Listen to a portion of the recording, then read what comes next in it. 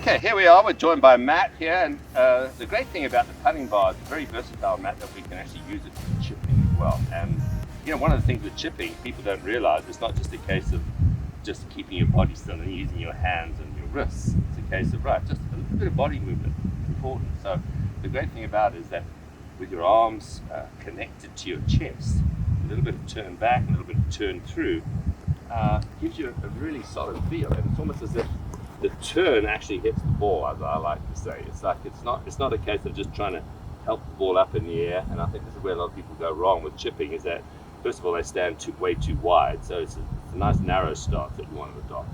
And then just simply being slightly open here, and then just with the putting bar, chest bar, all right, as we like to call it, either or. Simply you rotate back and you rotate through. So it's like, and you'll feel that you won't have to use a lot of hands, you won't have to use a lot of wrists. It's almost as if, the turn of your body really just squares the cut face off. So have a go. All right, so it fits nicely. I like the curvature, so it helps to fit on your chest. I mean, if you put a club under there, man, this feels pretty awkward. You know, the curvature really helps. And the great thing about it, as I say, it folds up. You put it in your golf bag, and so yeah, you use it obviously for putting, which is the main factor. The chipping works really well as well. Okay, so go ahead. Oh, let's see. So you set up just a bit open, maybe leaning fractionally left there, which is what. There we go. So you see, here's a little chipping. Just make sure your shirt buttons are slightly ahead of the ball. You want your low point slightly forward of the ball. Okay, right. So you ready? So just turn back, turn through.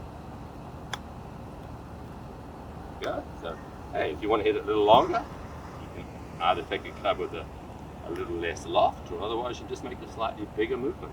Okay, so make a slightly bigger movement here. Back and forth, and forward. There we go. Nice.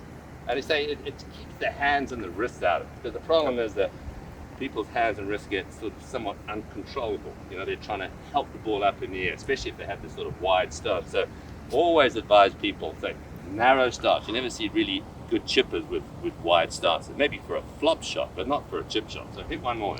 Okay. You're doing well so far. Okay, come on, you made the grade so far.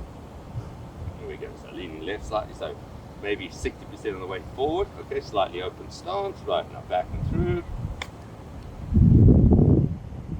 And say this works with any sort of chipping club, whether you're using a lofted sand wedge or whether you're using even a 7-iron. The fact is, it's like turn back, turn through, and just a little bit of movement there with your torso, but keep your arms and your chest connected so the hands and wrists stay out of this shot. So unless you're trying to hit sort of a lofted flop shot, the hands want to stay relatively calm, relatively quiet. So the chest bar really helps with this.